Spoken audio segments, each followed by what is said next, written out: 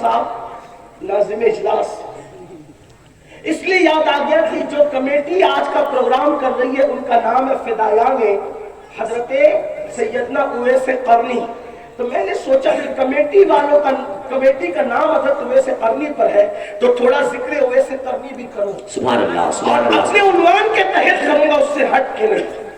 آپ نے وہ مشہور واقعہ سنا، آپ کو پتا ہے اہل سنت کی اکثر کتب میں جہاں اویس قرنی کا ذکر موجود ہے کہ اللہ کے رسول علیہ السلام نے اپنا جبہ شریف پیرہن شریف فاروق اعظم اور مولا کائنات کو دیا کہ فرمایا کہ یہ اویس کو دے دے اور اس کو میرا سلام کہنا، ٹھیک، اور فرمایا کہ اس سے کہنا کہ وہ میری امت کے لیے دعا کرے، ٹھیک.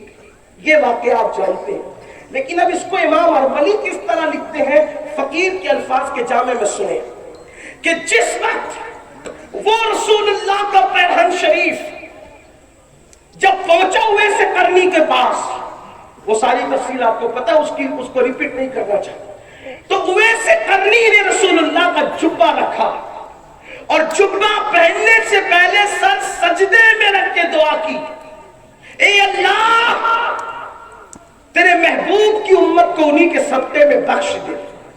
ندا آئی اویس آدھی امت کو محبوب کو تیری دعا سے بخش دے. کتنی بخشی؟ آدھی امت. اویس قرنی نے اللہ کی بارگاہ میں ہاتھ اٹھا دیے، مولا آدھی اور بخش دے. آدھی بخش دی گئی، آدھی اور بخش دے. ارشاد ہوا نہیں، آدھی تیری دعا سے بخشا ہے اور آدھی عبد القادر جیلانی کی وجہ سے بخشیں گے. زندہ باد زندہ باد. امام اربلی لکھ رہے ہیں کہ اویس قرنی نے جب دعا کی، حالانکہ ابھی غوث پاک کی ولادت نہیں ہوئی، غوث پاک کی ولادت غوث پاک کی ولادت 470 یا 471 میں ہے ہجری، 470 یا 71، اختلاف ہے ایک سال کا. 70 یا 71 میں غوث پاک کی ولادت ہوئی، یعنی رسول اللہ کے پردہ فرمانے کے تقریباً 450 سال کے بعد غوث پاک دنیا میں تشریف لائے. 11 ہجری میں حضور کا وصال ہوا اور 471 یا 470 میں غوث پاک کی ولادت. ٹھیک، اب سنیے، ابھی اویس قرنی کے دور میں غوث پاک کے والد بھی پیدا نہیں، دادا بھی پیدا نہیں، پردادا بھی پیدا نہیں، لیکن ارشاد ہو رہا ہے اویس تیری دعا سے آدھی بخشی، آدھی عبد القادر جیلانی کی وجہ سے بخشی. ابھی اویس قرنی نے کہا مولا یہ عبد القادر جیلانی کون ہے؟ توجہ کریں، امام اربلی تفریح الخاطر میں لکھ رہے ہیں فی مناقب عبد القادر میں، جس کو میں مفہوم کے طور پہ اپنے جامع میں اپنے الفاظ کے جامع میں پیش کروں. اویس قرنی نے پوچھا مولا یہ عبد القادر کون ہے؟ جس کی شان یہ کہ اللہ فرمائے کہ اس کی وجہ سے بخشیں گے اور امت کو اس کی وجہ سے بخشیں گے، تو یہ عبد القادر ہے کون؟ ارشاد ہوتا ہے یہ عبد القادر میرے نبی کے بیٹوں میں ایک بیٹا ہے. جو مقام نبیوں میں اللہ نے محمد الرسول اللہ کو عطا فرمایا، وہ مقام ولیوں میں اللہ نے عبد القادر جیلانی کو عطا فرمایا. مولا یہ رکھتا ہے، یہ ہے کہاں؟ کبھی یہ پیدا نہیں ہوا، یہ ہے کہاں؟ تو کہا یہ اس وقت فی مقعد صدق عند ملک مقتدر کے مقام پر موجود ہے. اللہ اکبر. تو عرض کی مولا اس کی شان کیا ہے؟ تو ارشاد ہوا اویس جسے عبد القادر کہتے ہیں وہ میرا بھی محبوب ہے اور میرے محبوب کا بھی محبوب ہے. جو اس سے محبت کرے گا ہم اس سے محبت کریں گے، اس کو وہ مقام عطا کریں گے کہ ولیوں کا سردار بنائیں گے. اور ایک وقت آئے گا جب وہ دنیا میں پیدا ہوگا تو وہ کہے گا قدمی حاضی علی رقبت کل ولی جلہ، کہ میرا یہ قدم ہر ولی کی گردن پر ہے تو سارے ولی اس کے لیے اپنی گردن کو جھکا دیں گے. اویس قرنی کا اتنا سننا تھا، عرض کیا مولا جب لوگ جھکائیں گے جب وہ کہے گا تو گواہ رہنا. اویس قرنی اپنی گردن کو اس کے لیے ابھی جھکا رہا. یہ مقام ہے. سبحان اللہ سبحان اللہ. زندہ باد زندہ باد زندہ باد. سبحان اللہ سبحان اللہ. حضور غوث پاک کی ولادت سے صدیوں پہلے ان کے نام پہ گردن جھکائی جائے. اور دیکھیں سید الطائفہ طاؤس العلماء حضرت جنید بغدادی رضی اللہ تعالیٰ ایک مرتبہ خطبہ دیتے ہوئے کہتے ہیں میری بھی گردن پہ آپ کا قدم. مریدوں نے پوچھا حضور آپ نے خطبے کے درمیان کس کا قدم گردن پہ لیا؟ فرمایا مجھ سے کہا گیا کہ بغداد میں نبی کا ایک شہزادہ ظاہر ہوگا اور کہے گا میرا یہ قدم ہر ولی کی گردن پہ. میں نے کہا جب لوگ جھکائیں گے تب جھکائیں گے, میں نے ابھی جھکا. سبحان اللہ سبحان اللہ. پیدائش سے پہلے. اب سوچو جس کو اتنا بلند مقام ملا, توجہ کرنا میری قوم کے جوانوں, توجہ کرنا, جس کو اتنا بلند مقام ملا ولایت کی دنیا میں کہ جس کے ہاتھ سے مردے زندہ ہوئے, جس نے ٹھوکروں سے مردے زندہ کیے. ایک نسبت اور بیان کر دوں نوجوانوں کی معلومات کے لیے. بیت المقدس 2 مرتبہ آزاد ہوا اسلامی تاریخ میں. 1450 سالوں میں بیت المقدس کتنی مرتبہ آزاد کرایا گیا؟ پہلی مرتبہ جو آزاد ہوئے وہ نبی کے تربیت یافتہ لوگوں نے آزاد کرایا. بیت المقدس کو پہلی بار نبی کے تربیت یافتہ لوگوں نے آزاد کرایا, اور دوسری مرتبہ بیت المقدس کو غوث پاک کے تربیت یافتہ لوگوں نے. زندہ باد زندہ باد. گویا کہ پہلی بار بیت المقدس کو آزاد کرانے والے نبی کے مریدین ہیں, اجازت اس اعتبار سے کہہ لیں, اور دوسری مرتبہ بیت المقدس کو آزاد کرانے والے غوث پاک کے مریدین ان کے تیار کردہ لوگ. صلاح الدین ایوبی کون ہے؟ ڈبل قادری ہے.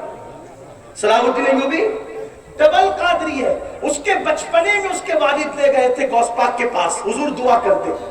دیکھو اپنے بچوں کو اللہ والوں سے دعا دلوایا کر, کیونکہ سینکڑوں سال کی محنتیں وہاں تک نہیں پہنچاتی جہاں پر ولیوں کی دعائیں پہنچاتی, دعائیں پہنچاتی.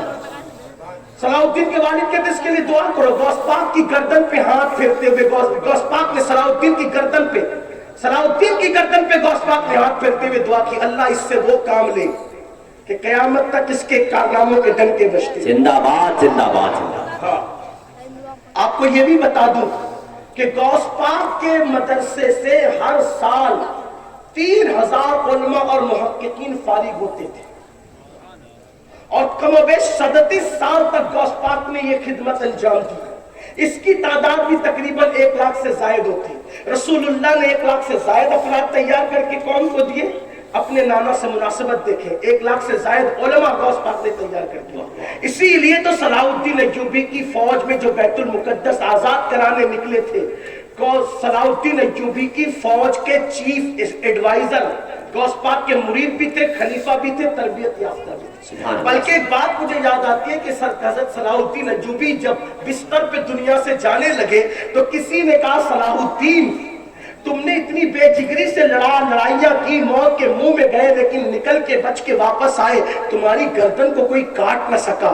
تو صلاح الدین کہتے وہ گردن پہ تلوار کیسے چل سکتی ہے جس پر مرشد غوث پاک کا ہاتھ گرایا. زندہ باد. نسبتیں دیکھیں. سبحان اللہ سبحان اللہ.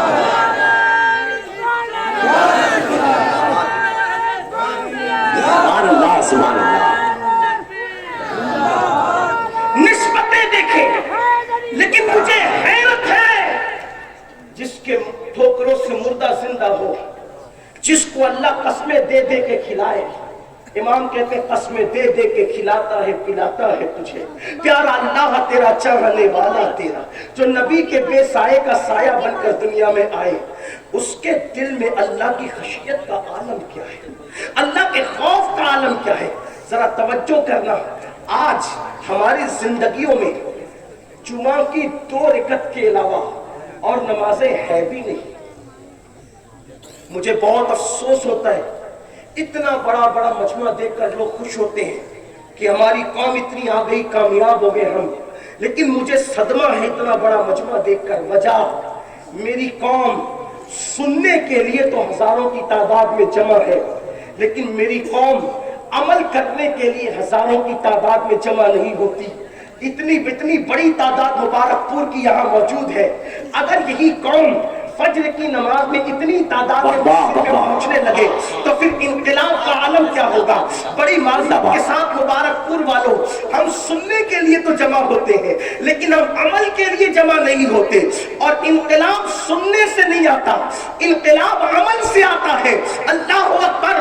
गौसे पाक को अल्लाह ने ये मकाम दिया, ये मर्तबा दिया कि ठोकरों से मुर्दे जिंदा हो रहे हैं। गौस पाक को ये मकाम दिया कि कस्में दे दे के खिलाया पिलाया जा रहा है। उनको महबूब बनाया गया, महबूब सुबहानी बनाया गया। लेकिन अल्लाह की खशियत का आलम क्या है, अल्लाह के खौफ का आलम क्या है? जब हज को जाते हैं तो गिलाफे काबा पकड़कर, गौसे पाक गिलाफे काबा पकड़कर अल्लाह की बारगाह में दुआ करते हैं, ए अल्लाह अब्दुल कादिर की मगफिरत फरमा और अब्दुल कादिर के आमाल को कबूल कर ले। अब्दुल कादिर के आमाल अगर तेरी बारगाह में कबूलियत के काबिल नहीं, अब्दुल कादिर के आमाल अगर तेरी बारगाह में कबूलियत के काबिल नहीं, तो मौला क़यामत के दिन तू अब्दुल कादिर को अंधा उठाना, इसलिए कि तेरे बंदों के दरमियान वो शर्मिंदगी से महफूज हो जाए। आपसे पूछना चाहता हूँ, जिसके आमाल का हाल ये है कि अल्लाह अकबर। इमाम याफई फरमाते हैं गौसे पाक ने कभी कभी एक रात में 1000 रिकत तक नमाज अदा फरमाई। गौसे पाक का 15 साल तक मामूल था कि आपने एक रात में कुरान मुकद्दस खत्म किया और 40 साल तक के ये मामला रहा कि इशा में वुजू करते हैं रोजाना और फजर तक वही वुजू कायम रहता है, यानी सोते नहीं है, बिस्तर पर पीठ नहीं लगाते, रातों को आराम नहीं करते, बल्कि पूरी पूरी रात इबादत में गुजार देते हैं। अब मैं पूछना चाहता हूँ वलियों से मोहब्बत करने वालों से, अब पूछना चाहता हूँ इश्क रसूल का दावा करने वालों से, गौसे पाक तो 40 साल तक इशा के वुजू से फजर पढ़ रहे रोजाना, हम इशा के वुजू से कम इशा तो पढ़े और फजर के वुजू से कम फजर तो पढ़े। अल्लाह अकबर। आज मेरी कौम ये शिकवे कर रही है, मेरी कौम शिकायत कर रही है, मौलाना देखो दुनिया में हमें मारा जा रहा है, दुनिया में हमें पीटा जा रहा है, दुनिया में हमें कत्ल किया जा रहा है, दुनिया में हमारे घरों को आग लगाई जा रही है। मैं कहूंगा